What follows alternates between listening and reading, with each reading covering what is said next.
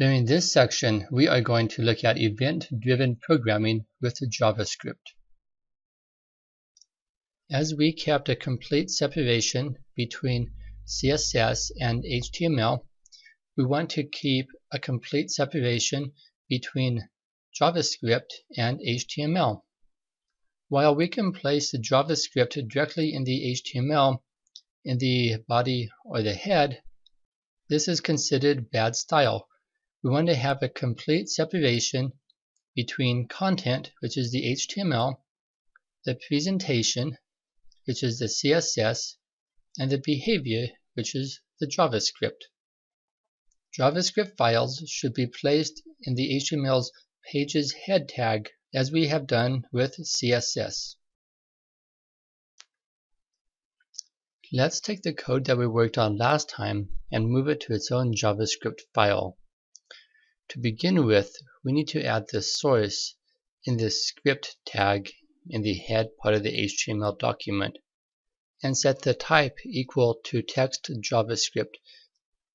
This tells the HTML document to process this code as JavaScript.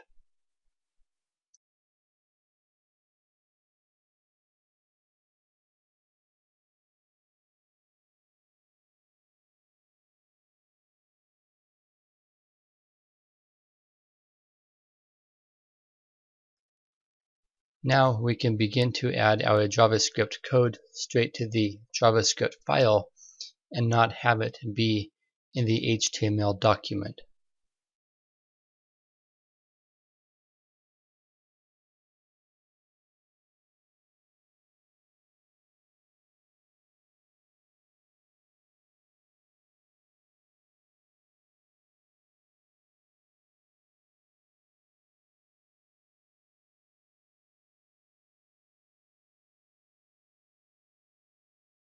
Once both documents are saved, we can then open it in the web browser.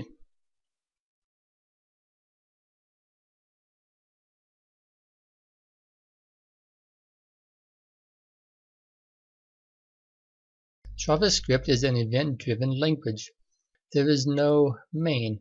Rather, the code just sits there waiting for some event to be triggered. In event-driven program, we write programs that are driven by user events. For instance, the page loads and the user clicks a button. This triggers an event. The event then calls a piece of JavaScript code that runs in response. This code might modify the page or the user interface in some way. Once the code finishes executing, it simply waits until the next event occurs. Many HTML elements and HTML controls can have JavaScript events attached to them.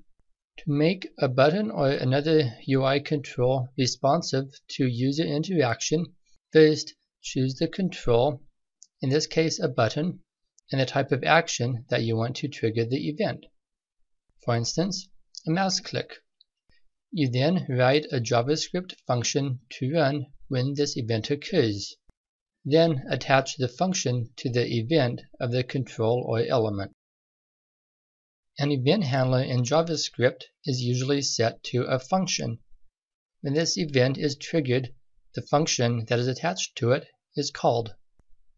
Even though this example shows JavaScript being embedded within the HTML, we don't actually want to do this.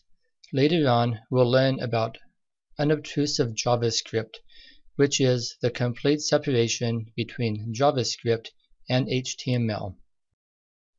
Let's take the code that we've been working on and change it to be executed from a user event rather than when the document is first loaded through the HTML page.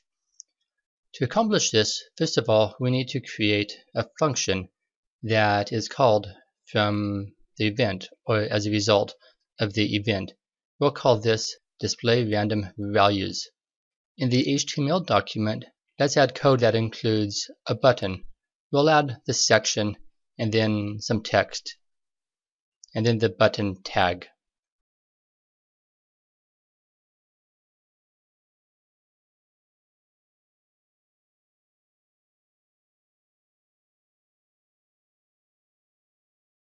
To create a button, we simply use the button tag.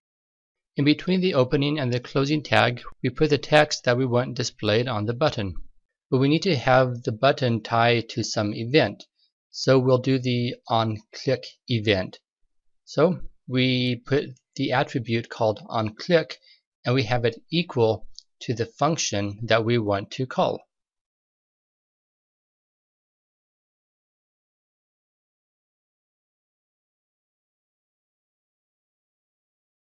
We save the page and refresh, and we press the button. The JavaScript is then executed, and there's our odd, and there's an even.